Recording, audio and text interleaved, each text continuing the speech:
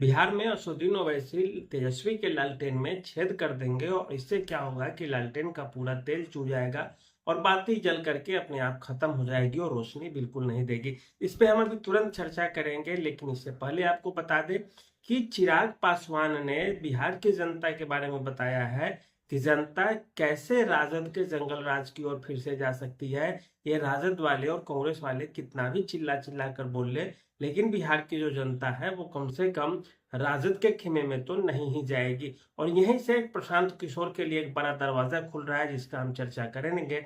लेकिन उससे पहले एक और चर्चा कर लेते हैं। जो बिहार के मुसलमान हैं, वक्फ बोर्ड का जो बिल था उसका विरोध करने के लिए गांधी मैदान में जमा हुए हैं। और गांधी मैदान में वे जमा ही नहीं हुए हैं, वहां से भाजपा की सरकार पर, एनडीए की सरकार पे, नीतीश कुमार की सरकार पे जम के बरस रहे हैं। और बिहार के मुसलमानों को पूरा पूरा अब ये लगने लगा है कि यदि नीतीश कुमार नहीं चाहते तो वक्फ बोर्ड बिल जो था वो नहीं आता।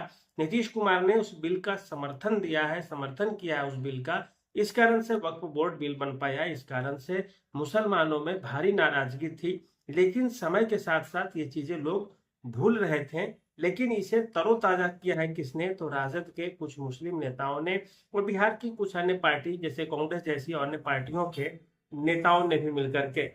आपको बता दें कि आज गांधी मैदान में जो मुसलमानों की भीड़ जमा हुई थी वक्फ बोर्ड बिल को लेकर के, उसमें सलमान खुर्शीद भी आए थे, कांग्रेसी पप्पू यादव भी आए थे, जिन्हें तेजस्वी यादव चुनौती के रूप में लेते हैं और दोनों में बनती नहीं है।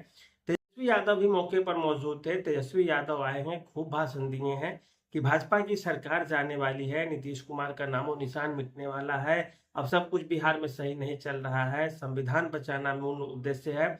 इसके अलावा सलमान खुर्शीद ने भी भीड़ को संबोधित किया। पप्पू यादव भी वहां आए और एक बड़ा चेहरा बनने के लिए काफी कॉन्फिडेंस में जींस और टी शर्ट पहन करके घूमे हैं मंच पर आकर के, और मुसलमानों का नेता बनने की कोशिश कर रहे हैं। बिहार में मुसलमानों का नेता कौन बनेगा इसकी होड़ लगी हुई है। पप्पू यादव है या तेजस्वी यादव है या कोई और यादव है। और इस तरह से आप देखें तो बिहार में अब एक बड़ा गड़बड़ झोला टाइप का लगने लगा है और सारे लोग मिलकर ये कोशिश कर रहे हैं कि मुसलमानों का जो नेता है वो कम से कम सारे लोग हो जाए, लेकिन नीतीश कुमार ना हो। नीतीश कुमार से ही सबको परेशानी है और दिक्कत है, और नीतीश कुमार के लिए ये काफी घटिया साबित हो रहा है और काफी एक कमजोर साबित हो रहा है नीतीश कुमार का नेतृत्व तो मुसलमानों का वोट खींचने में। आने वाले चुनाव में नीतीश कुमार को बिहार के मुसलमान वोट नहीं देने जा रहे हैं। अगर सब चीज इसी तरह से चलते रहा तो स्थिति और बिगड़ती चली जाएगी, और इस बात का अंदाजा अभी जदयू और भाजपा को नहीं है। अब बात करते हैं यहाँ से प्रशांत किशोर के लिए किस तरह से दरवाजे खुल गए हैं, प्रशांत किशोर किस तरह से अब हीरो बनते जा रहे हैं। तो आपको सबसे पहले बता दें हम एक बात कि बिहार की राजनीति में मुसलमानों का नेता कौन होगा इसको लेकर के होड़ मची हुई है। इधर प्रशांत किशोर बिहार बदलाव यात्रा की ओर संकेत दे रहे हैं। ओवैसी ने भी बड़ाई कर दी है प्रशांत किशोर की। चिराग पासवान भी पहले कह चुके हैं, चिराग पासवान सीधे हमला नहीं कर रहे हैं प्रशांत किशोर पे, प्रशांत किशोर भी सीधे हमला नहीं कर रहे हैं चिराग पासवान पे। और सभी लोग अपनी अपनी जातियों का नेता बनने में खुद को चमकाने में लगे हुए हैं। उपेंद्र कुशवाहा उधर से कोयरी जाति के वोटर्स को लुभाने के लिए, जो 4% वोट है बिहार का, उसको लुभाने के लिए सम्मेलन कर रहे हैं और शक्ति प्रदर्शन कर रहे हैं। उधर राजगीर में चिराग पासवान दलितों का नेता बनने के लिए प्रदर्शन कर रहे हैं पूरे बिहार में घूम घूम कर, और इस तरह से कहानियां चल रही है। और आपको बता दें कि प्रशांत किशोर किसी भी जाति का राजनीति नहीं कर रहे हैं, वो तमाम जातियों को लेकर चलने की कोशिश कर रहे हैं। और बिहार के जो एक पढ़ा लिखा वर्ग है, जो सामान्य सी जनता है, वो प्रशांत किशोर के साथ अब दिखने लगी है। प्रशांत किशोर किसी जाति विशेष का, किसी धर्म विशेष का प्रोपेगेंडा नहीं अपना रहे हैं। वो सीधे नीतीश कुमार पर, भाजपा पर प्रहार कर रहे हैं कि ये दोनों बेकार हो गए हैं, बिहार के लिए ये दोनों सही नहीं है। और आइए हम लोग सभी लोग मिलकर के बिहार में नीतीश कुमार की जो सत्ता है, सरकार है, उसको उखाड़ फेंकते हैं। और ये बात मुसलमानों को भी पच रही है। मुसलमानों के अनेकों ऐसे नेता हैं जो सीधे सीधे प्रशांत किशोर की राजनीति से जुड़ रहे हैं और प्रशांत किशोर के लिए अच्छे विचार रख रहे हैं, भाव रख रहे हैं, और समय आने पे वोट देंगे यदि लगेगी कि प्रशांत किशोर भाजपा को हराने जा रहे हैं, नीतीश कुमार को हराने जा रहे हैं। तो अब बात कर लेते हैं प्रशांत किशोर की अगली रणनीति क्या है। प्रशांत किशोर की बिहार को लेकर के अब अगली रणनीति ये है कि इन जातियों में जो एक तरह से झमेला फंसा हुआ है या द्वंद्व की स्थिति है, इसके साथ जाए या उसके साथ जाए, किसके साथ जाए किसके साथ नहीं जाए। मुसलमान राजद को वोट दे, जो राजद हार जाएगी चुनाव। मुसलमान नीतीश कुमार को वोट दे, जो नीतीश कुमार भी चुनाव हारने जा रहे हैं, भाजपा के साथ है। इसके अलावा या मुसलमान प्रशांत किशोर को वोट दे, जो बार बार मुसलमानों से अपील कर रहे हैं, मुसलमानों को टिकट देने की बात कर रहे हैं, दलितों को साथ लेकर चलने की बात कर रहे हैं, सवर्ण चेहरा है। अब प्रशांत किशोर पांडे जब राजद वालों ने लगा ही दिया तो कुछ अब बच भी नहीं जाता है। अब ब्राह्मण जाति के वो नेता बनेंगे ही बनेंगे। उदय सिंह और पप्पू सिंह जो है वो राष्ट्रीय अध्यक्ष है, राजपूत जाति से है, तो उस पर भी पकड़ उनकी होगी ही। अब बच जाता है कि आखिर दलित चेहरा उनके पास है ही। पिछड़ी जाति के आरसीपी सिंह और वृषण पटेल, जो दोनों कुर्मी जाति से आते हैं, दोनों नीतीश कुमार के बाद नंबर 2 हुआ करते थे जदयू की सरकार में। आरसीपी टैक्स नाम का चीज चला करता था कि आरसीपी सिंह को जब तक टैक्स नहीं दीजिएगा सरकार में आपका कुछ ना होना है। वो आरसीपी सिंह अब जनसुराज के साथ आ गए हैं। वृषण पटेल जो मंत्री थे जदयू कोटे से, कुर्मी जाति से ही थे, वो भी अब जनसुराज का अंग बन गए हैं। और इस तरह से अब जनसुराज के पास मनीष कश्यप जैसा चर्चित चेहरा जो भूमिहार जाति से आता है, वो भी अब बिहार में जनसुराज का चेहरा बन चुका है। तो इस तरह से देखें तो हर जाति के कुछ बड़े बड़े चेहरे जनसुराज से शामिल हो रहे हैं। पवन सिंह भी यदि हो जाते हैं तो राजपूतों में खुशी की लहर उठ पड़ेगी और पवन सिंह को जिताने की बात चलने लगेगी। तो पवन सिंह का भी नाम आ रहा है कि जनसुराज में वे हो सकते हैं कि शामिल हो जाए। तो अब इस तरह से देखिए आप, तो आपको अब सारी चीजें स्पष्ट दिखने लगेगी कि जनसुराज लड़ाई में बहुत ज्यादा आ गया है। टीवी चैनलों पे भी ये कहे जा रहे हैं कि अभी सीटों की संख्या तो हम जनसुराज की नहीं बता सकते, लेकिन यह जरूर है कि तीसरा मोर्चा खुलने से काफी मजबूत हुआ है। जदयू वाले डरने लगे हैं, भाजपा वाले डर रहे हैं, राजद डर रही है कि ऐसा स्थिति न हो कि त्रिशंकु विधानसभा हो जाए और बिना प्रशांत किशोर के समर्थन के कोई भी पार्टी सरकार न बना पाए और फिर से चुनाव कराने की स्थिति हो जाए। अब तक जो वोट कटवा की स्थिति में देख रहे थे प्रशांत किशोर को, वो अब प्रशांत किशोर को 30 से 40 विधानसभा की सीटों तक देख रहे हैं कि इनके पाले में इतनी सीटें आ सकती है।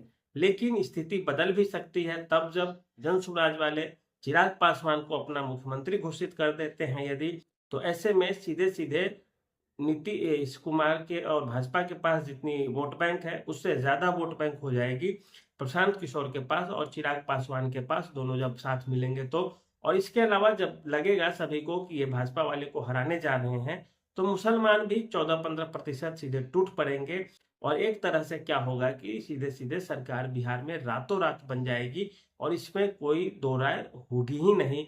यदि चिराग पासवान का चेहरा केवल जनसुराज के साथ आ जाता है या जनसुराज ये घोषणा कर दे कि हमें कितनी भी सीटें आए, यदि चिराग पासवान मुख्यमंत्री बनते हैं तो हम चिराग पासवान को फुल्ली सपोर्ट कर देंगे, क्योंकि चिराग पासवान एक सुलझे हुए व्यक्ति है। लेकिन ऐसा होता हुआ दिख नहीं रहा है। अब इस बात की एक उम्मीद है कि चिराग पासवान जितनी सीटें मांग रहे हैं बिहार में विधानसभा के चुनाव में, उतनी सीटें देने को न तो जदयू वाले तैयार होंगे न भाजपा वाले तैयार होंगे। उधर उपेंद्र कुशवाहा भी अपनी मांग पे अड़े हुए हैं, जीतन राम मांझी भी मांग पे अड़े हुए हैं।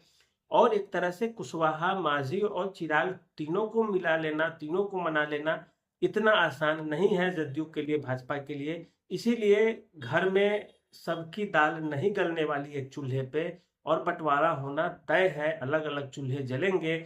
ऐसे में प्रशांत किशोर को यहाँ से भी फायदा मिलने की उम्मीद दिख रही है और इस कारण से आप देखिए एक तरह से तो प्रशांत किशोर इसके लिए तैयार है। और इसीलिए अब कहा जा रहा है कि बिहार में जनसुराज की सरकार भी बन सकती है यदि इस तरह के समीकरण बने, स्थितियां परिस्थितियां नई नई बनी, तो ऐसे में इस बात की संभावना रहेगी कि तीसरा मोर्चा मजबूत होगा। राजद के तरफ दलितों का झुकाव नहीं होने जा रहा है, क्योंकि दलित जातियां जानती है कि राजद सरकार में आएंगे तो राजद के जो समर्थक है, जो लड़ाकू जातियां हैं, जो झगड़ा करने में माहिर कुछ जातियां हैं, वो दलितों पर अत्याचार शुरू कर देंगे, दलितों से कहासुनी करेंगे, इज्जत नहीं करेंगे। तो दलित इस कारण से राजद के साथ जाना पसंद नहीं करती है दलित जातियां। कुछ जाति होंगी, कुछ नेता होंगे, कुछ उनके समर्थक होंगे, उनका होगा तो वो अलग चीज है। लेकिन हम एक जनसामान्य सी बात कर रहे हैं, जैसे सवर्ण नीतीश कुमार की सरकार से नाराज चल रहे हैं, भाजपा से वो नाराज नहीं है लेकिन नीतीश कुमार से नाराज चल रहे हैं और उनको मनाना नीतीश कुमार के लिए विधानसभा चुनाव में आसान नहीं है। नीतीश कुमार अब उस लायक है भी नहीं, वो चीजें भूल जाते हैं, उतने एक्टिव नहीं है, उनका आखिरी पड़ाव है राजनीति में, वे अवसान के दौर में है जहां से राजनीति खत्म होती है।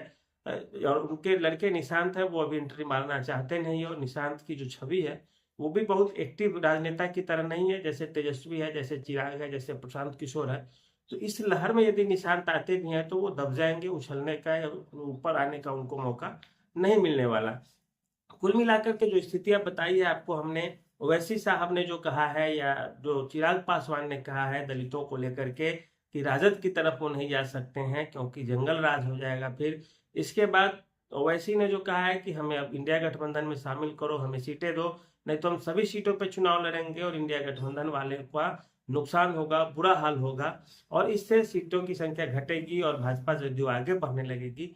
तो ये जो कहना है अब वो एक बड़ा संकेत है कि बिहार के मुसलमानों को लगेगा कि वैसी लड़ेंगे, राजद वाले लड़ेंगे तो वोट इधर उधर होगा, भाजपा जीतेगी।